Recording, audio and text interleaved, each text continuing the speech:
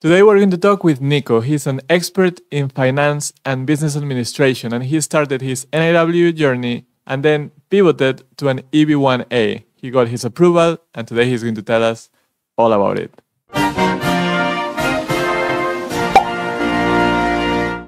Hi, my name is Oscar. I'm a scientist, not a lawyer. In this channel, we talk about green card categories in which you can self-petition. That means that you don't need to have a job offer, a company sponsoring you, and you can do it without a lawyer. I like, from time to time, to bring you cases, real cases of success stories, so you can learn from them, from different profiles, and understand if you can qualify based on what you hear. Today, we're going to talk with Niko. And I'm not going to keep talking and going on and on about it. It's better just to go and listen to him. Let's go. Right. Hi, Niko. How are you? Hi, Oscar. Fine. You? Good. Thank you for being here. My understanding is that you just received an approval for a merit-based green card. I believe it's an EB1, right? Yes, correct. It's EB1A excludability. Okay. So I always like to start with a brief introduction so people understand what is your profile, what is your profession, what do you do, and that will really set up the rest of the conversation, right? Before start, I really appreciate your time and for having this conversation. First of all, my background is in finance, financial management. I did master and bachelor degree in my home country from Azerbaijan, and then I worked for almost 10 years in industry as a finance, accountant, controller, and different roles. And also I did PhD in management business administration and focused in public finance issues in resource-dependent economies. Yeah, no, I like that. That is a really good summary. And I also like that your profile is, I would say, kind of unique in the sense that, yeah, you do have a PhD, and for EB1, that is, let's say, the most common type of degree, but you're not a scientist working in a lab or anything like that. So from that point of view, I like that we're talking with you today. So I'm sure a lot of people will benefit from this conversation. So tell me, why EB1 and not something like an EB2 NIW? Why did you decide on this? That's a really good question. And actually, before coming to America, I had no idea to come to America, but one of my friends relocated to America, and we wanted to do some projects. And he moved, he did some surprise, and I started to think about moving to America, and I started to check the available, the permanent relocation. I know that because I struggled a lot with the visa issues in Europe. I know that there is the same issue in America, so that's why I want to come with a permanent solution. So of course I checked, so without sponsor, kind of a less bureaucratic way, is this EB1A or EB2 national interest waiver. And of course, be honest, I had few consultation with the lawyers just to check I'm eligible or not. Most of them said that no, you are forget about EB1A and maybe EB1-2. And yeah, I started to build my profile based on EB1-2, of course, independently without any attorney or lawyer. Of course, I started to study, the internet resources, many places, and finally I found your YouTube channel. So I knew that you started last year, so I saw I had already some information. So what you were saying, so it was quite matching what in reality. So it was from the PhD perspective, if you see that is the source is reliable to use or not. So you passed my driven, right? Yeah. So I saw this guy is really doing great, and of course, because it requires a lot of time, to share your experience, just doing investigation, sharing is caring about others. So I started to follow your channel. So I built my profile, EB1 national interest waiver profile. Yeah. And then EB2 national interest waiver. Yeah. I built my profile until the March. Almost my profile was ready. It was about 500, more than 500 pages of printout. It was mainly 50 pages was my application, but the rest was attachments or facts about me. And then I saw that you you started for EB1A as well. So yeah, it was because it is a good option for many of you, right? Yeah.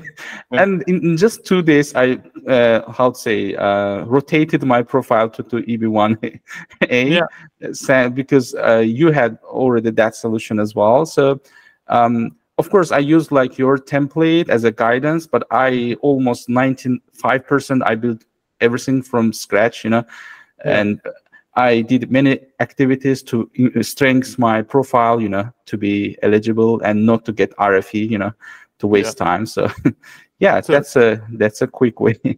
Yeah, no, I like, I must confess that I cheated a little bit, because based on your email, I can see what products you purchased, and I saw that you had looked into NIW. That's why I'm cheating. I'm asking the question very, very targeted, it's intentional.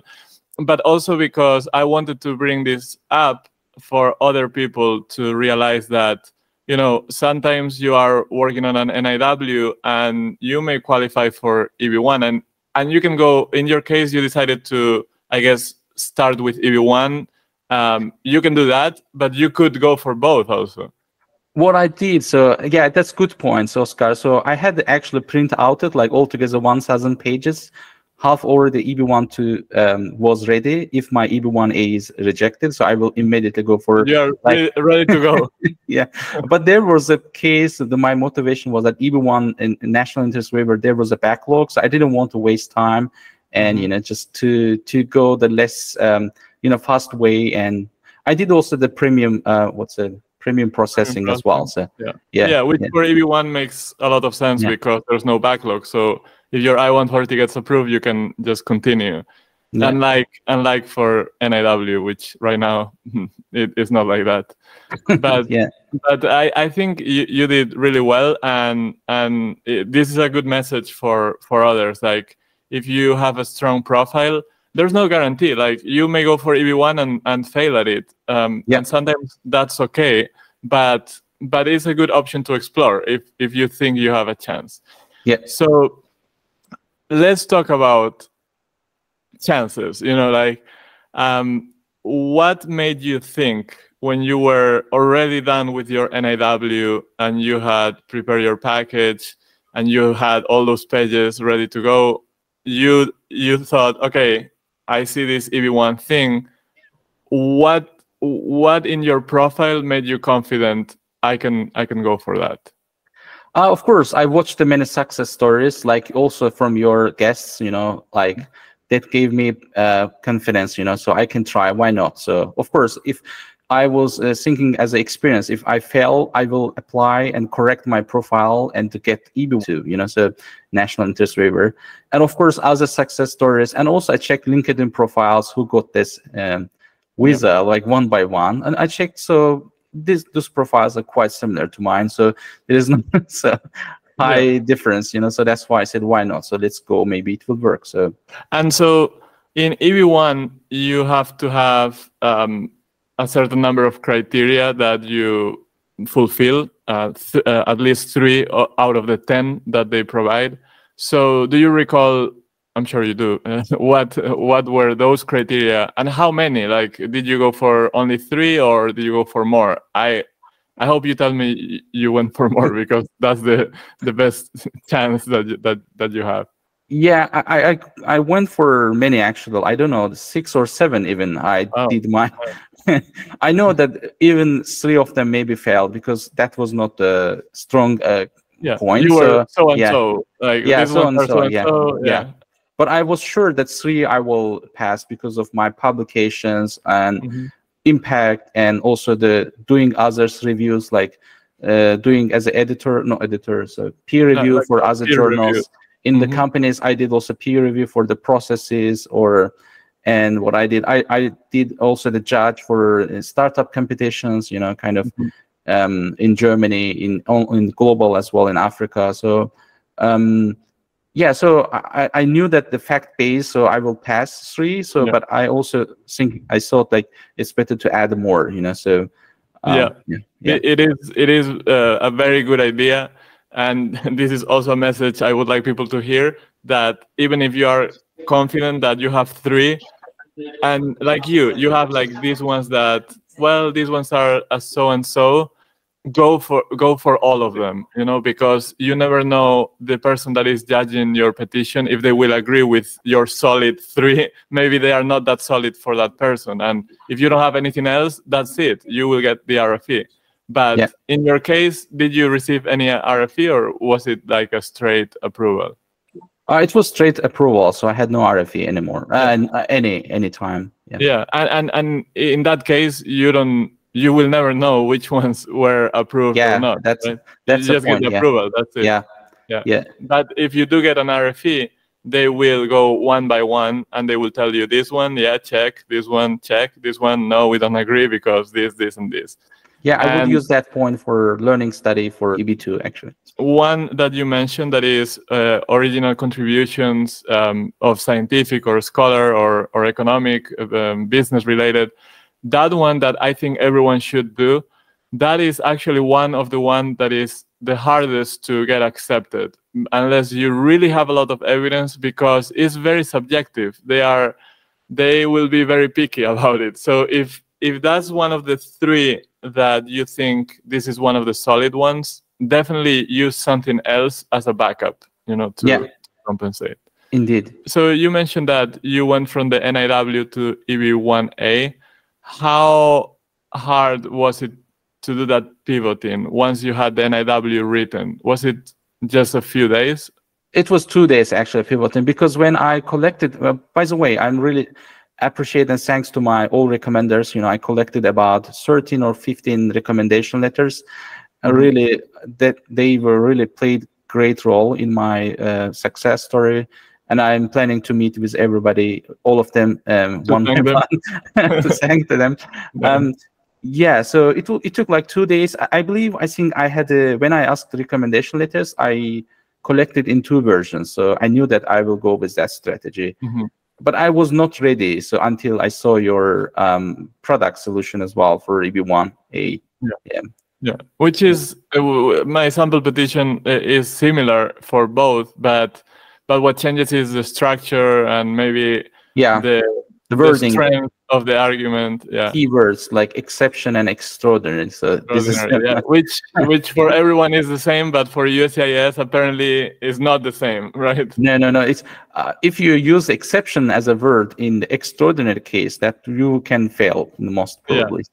So for those of you who are watching this, exceptional for USCIS is like a lower bar than extraordinary. 25%. So you're in top 25, and extraordinary is a 5 or 10%, I believe. Well, they say extraordinary is one of the smallest percentage. Top percentages. Depends on the sample size. So. True. That's the researcher in you talking, I think. So people that are usually interested in EB1, a lot of times they have publications, and one of the questions I get asked a lot is, Oscar, how many publications, how many citations are needed? And of course, as for many of these questions, there's no straight answer, but what was your case? First of all, you know, as I said, my profile is a little bit mixed. So I have a PhD, but I never worked for research itself. And I work always industry. And based on the, you know, the available public information from the, you know, YouTube channels, from the lawyers, they are saying that you have to choose one, you know, so you have to go either to industrial research if you have mixed profile. But I took this advantage of the both of them. I applied. So my research was in public finance, but I worked always in corporate finance, like business finance. I mixed. So I showed my profile as an expert, extraordinary expert, or person in public business finance and public finance. That gave me additional opportunity to add also my research profile. Be honest, I was always working when I was even doing a PhD. So that's why I couldn't, be honest, focus deeply in the PhD. So, but of course I did well. So I passed and got my degree. So I collected around 8 publications, I believe. So the conference proceedings and, you know, the journals.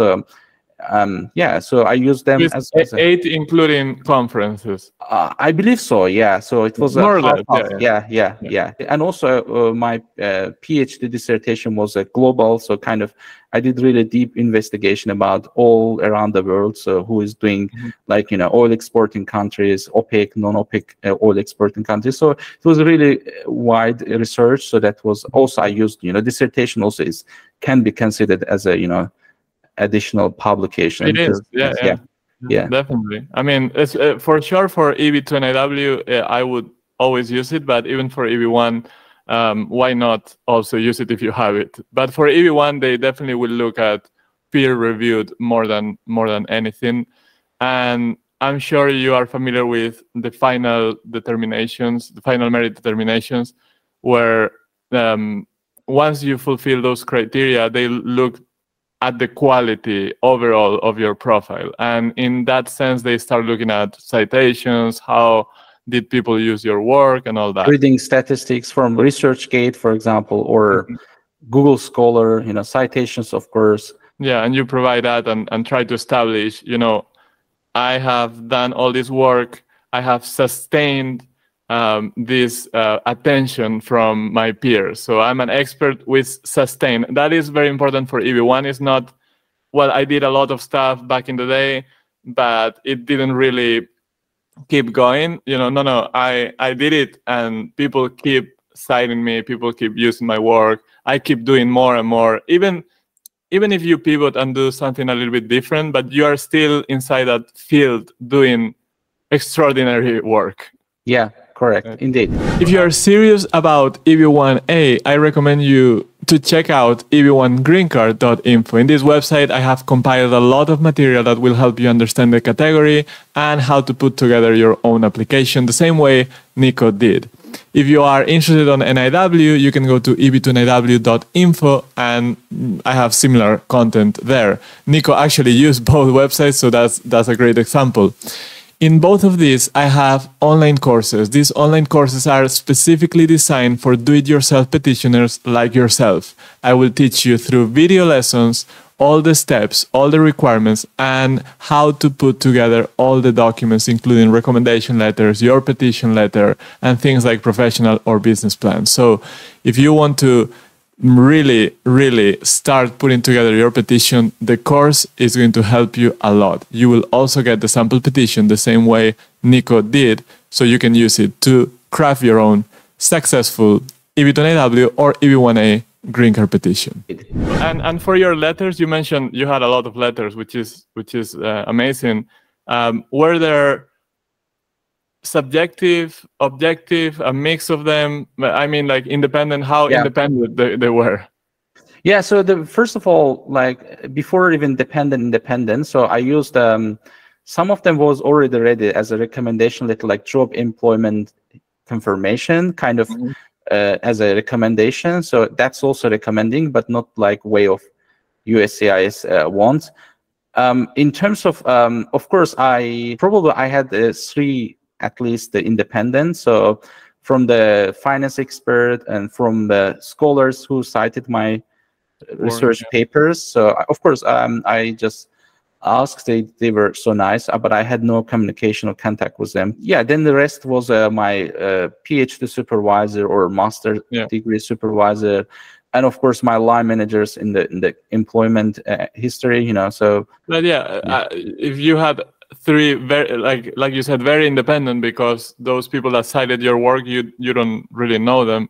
That's good, and that goes also to show sustained attention of your work, and you have some external validation that, okay, what I did was important, because not only because I say it, but because this guy is providing a letter. So that's good. One thing that people are not that familiar with EB1 is that, okay, I think everyone knows that you have all these criteria to show extraordinary ability, but you also have to provide some arguments to your work is going to impact the US positively, and you plan to continue working in your field. Those are 2 criteria as well. One is kind of like the NIW national importance when you talk about how your work will positively affect the US. So I guess you were already ready for that, right, in EB1, because you were working on NIW. So how did you explain to USCIS, look, what I'm going to do in the US is going to affect this country positively? Yeah, of course, I did, as I said, my, using my research skills. So I did find what are really gaps so I can implement and improve for the national or in US level or even international. So of course, I offered solutions in terms of finance, technology kind of solutions for like changing way of the people are operating now, which I'm actually working on it. So we will launch probably soon. But Nice. Of course, I'm working on it. So it's not on the paper, but it's really in action. So if I do that, so what will be the impact? So in the numbers, or like I can tell, like in terms of minimizing anti-fraud, so money laundering, kind of. So if you do like best approach, then everybody will win from government perspective, also from business perspective. So right. So you try to show the consequence of the impact of your work, basically. Yeah, indeed. Yeah. Yeah. And then for showing that I will continue working in my field of extraordinary ability, what did you provide? A personal statement, a professional plan? When I was applied, so I was still working for the company. It was American company. It is American company I'm working. So that's a kind of continuity from that perspective. Of course, this is industry, not for your startup, but that's there is a transition time, so you have to work on it. So So you use that as evidence that, look, I have continued doing this, so that is So my proof, so there is no break. So I'm still keep doing, just progressing on my career. In terms of salary perspectives, if you compare yourself with a peer, so I proved that with the statistics and with a Glassdoor or PayScale or this kind of websites. So So we were talking about how you look in internet, you educated yourself. I never really asked you, but I think it is clear. Even though you had some consultations with lawyers, you eventually prepare everything by yourself, right? Yeah, but basically what I say in the brackets, so they motivate you to do independent. Well, in your case, yes, because they told you not to go for it, right? Yeah, not to go for maybe EB1, EB2. So I saw that just if you lawyers are doing great job and attorneys I really appreciate, but they are really busy, so they don't spend time like you do. So they don't know you. So if you just spend like 5-6 months to explain yourself to them, and then they will guide you, just go for 6 months again to build your profile, that is a waste of time from my perspective. So that's if you have a right of information, like your channel, for example, you just not instruct kind of what the general practice. So you can just get to know in like few weeks. So then you can just act immediately and to work on your profile. So when I was doing study on my profile, I realized I did many things. So that's what I tell people. Most people don't realize how much it's like you do investment in the past, like about the study, research, anything, and just that I felt like, wow, it gives like dividend, how to say, return on investment. So I got it. So, that's the finance guy talking. So it means my profile is not a fake or artificial. It's a real profile. We'll form it. So just you put in the wording good way and just show it, like sell yourself. That's it. So and what you were talking about lawyers is one thing that I realize with a lot of lawyers, that there's a lot of demand for EB1s and EB2 NIW, and a lot of lawyers are specialized in purely academic profiles, people working in universities, doing research. Why? Well, there may be many reasons for it, but one of the reasons I can give is that those cases are relatively easier to put together.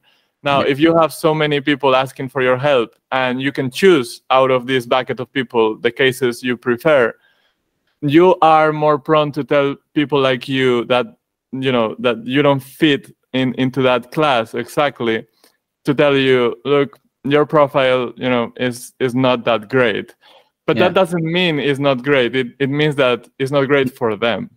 And yeah, so let's recap a little bit on your timeline and your situation right now in the US. You mentioned earlier, but you use premium processing. So can you remind me when you filed? First of all, how many months of preparation, when you filed, and when you got the approval? So I think around took like 3 months study, like, you know, just get to know, can I do it or not? Then 3 months to build profile, like kind of collecting facts, and then it was ready for submit. And then I was also struggling with, you know, how to send my documents. You know, it also took a little bit time, which one, you know, I didn't want to make a mistake because it will waste of time. So I sent actually end of the May, and like exactly last day, I think.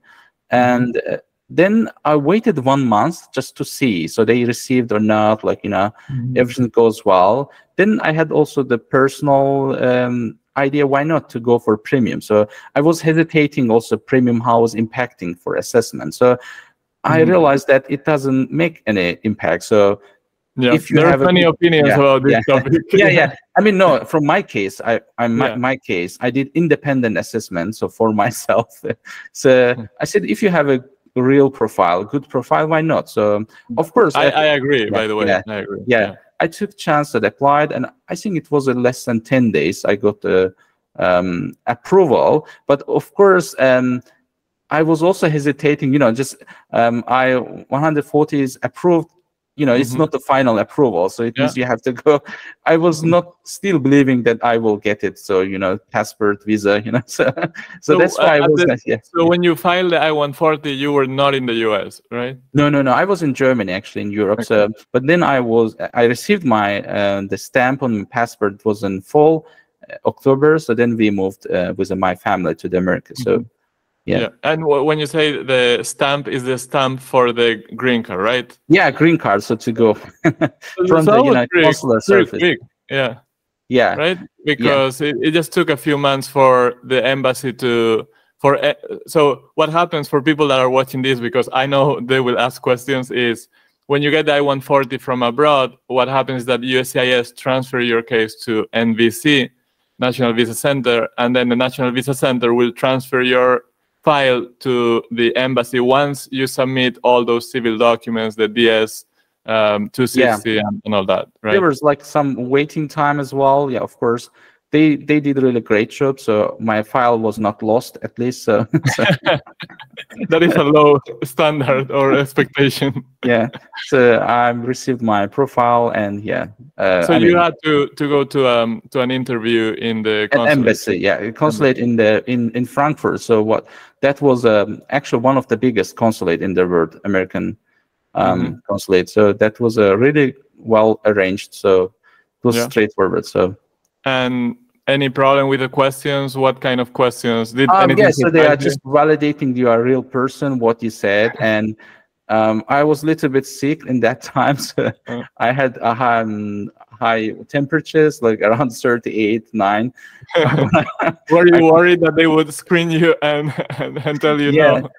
I know I had no virus, but the kind of cold, I catch the cold. But I mean, I was not recalling what they are asking questions, but of course they were asking the fact base of what you said. So just they want to know that, did you prepare yourself, or you are aware of what you are saying? So I mean, people really panic about this, but there's nothing to panic as long as you were truthful, which that's my #1 rule. You have to be truthful whenever you are putting together everything. If you did that, you will be fine. They will ask you, you know, who are you, where you live, all those questions. And then sometimes they ask questions about your I-140 petition.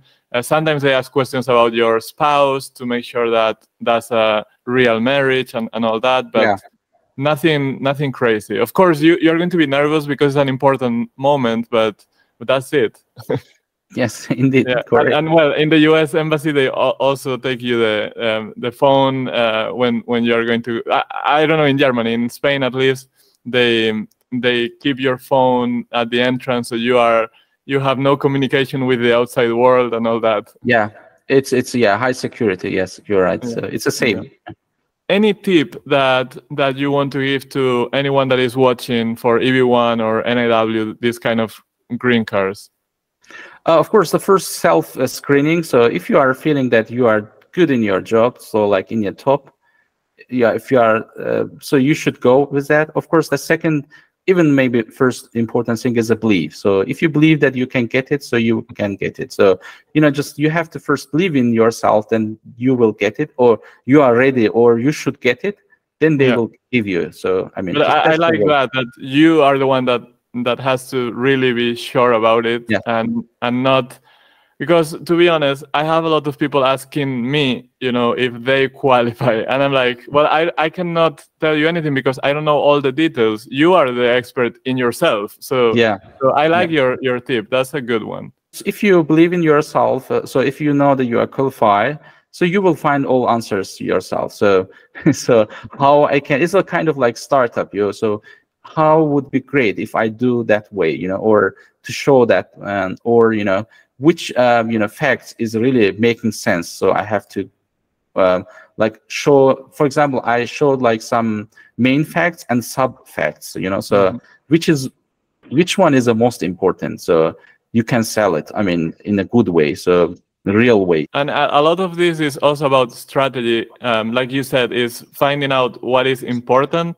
And also, when you present it, sometimes the order matters. This is what I tell people when I review their petitions, is like, okay, I like how you wrote it, but this thing that you had at the end, put it at the beginning, because it's really important. So you want to make sure that the reader is not tired when they get to the important stuff, right? Yes, indeed. Correct. And a lot of times these tips are applicable to a lot of things in your life. It's not just the petition. It's just human psychology. It's like somebody is reading your file. You don't want to bore them. You don't want to make them mad. You don't want to make them frustrated, because any of those will play against you, not against them. They are human beings. So, and you have to build your profile for non-expert readers. So they are not expert in your field. So you have to show it, like, you know, everybody can consume your ideas, or exactly, if they cannot understand, they will not. They will not give you. So you can sound a little bit smart when you write, but not too smart in the sense that don't start using acronyms and technical words and all that. No, just to show, or formulas, like financial formulas or something like that. No. Fact-based. It should be fact-based, and just short, not long sentences. Just show what you say, and of course, cite all time. So in your self-citation, you know, you have to do self-citation if you have many facts. So yeah. So now you are in the US, right? So how did your life change because of all of this, and what is the impact in your life? We talk about impacts of your work in the US and all that, but what is the impact of this approval in your life and your family? Yeah, of course, it's a personal relocation, not easy, and it was really tough, be honest, but it's really worth it. So I already spent like 8 years in Europe, so I know almost some issues are the same when you are relocating somewhere. But of course, as I see that America is absolutely different than Europe, so it means you have to study many things, what you have to, which, you know, like in terms of personal decisions, where you live, where you go, where is the best. But I choose like to go with a final destination where you want to launch your business. For example, I'm close to the Bay Area, San Francisco, but so kind of, you know, it's sometimes you have to think about many things, but it will take a few months or even the half year. So, but you will get there. So, you know, in America, you have to get your driving license. I get it. So I never driven in my life. So okay. Yeah, because in Europe maybe it's not that needed, right? Yeah, in Europe, so you can go any place from London. You can go to Germany by train, you know, to France, even Spain. So, but in America, it's absolutely different. You know, system is different. You have to, you know, take your time. And I can tell you that I had driven in Spain before, but you need to still pass an exam again in the US. So I had to pass the exam twice. Oh, nice. Not nice. Yeah. Not nice. Yeah. But that's how it is. Yeah, it is. Yeah. Anything that we are leaving on the table, or do you think we cover most of the stuff? Yeah, you touched many points. So of course, I really appreciate. So that was really my one to-do list. Actually, once I arrived to America, I will also thanks to you, because you did really great content. It doesn't mean that you do like as a lawyer instruction, but you just give like confidence to people so that you can do like, how to fish. You're not like not giving fish. So it's real, so you can believe in yourself, you can do it. So if you are great in your work, so thank you very much from that perspective. Really appreciate what you do. That's really changing people's life. Yeah, thank you. I really love hearing that, and I appreciate that you decided to contact me after you got the approval. You didn't have to, but you decided to send a message, so thank you. And now you're spending pretty much an hour with me talking, so I appreciate it. I think people will benefit from this, and good luck in your life in the US for at least for the next few years, right? I mean, you never know where you will end up, but at least now you don't have to worry about visas or anything like that, and you can do whatever you want. So thank you. Thank you very much, Oscar. I appreciate for that. Yeah, thank you.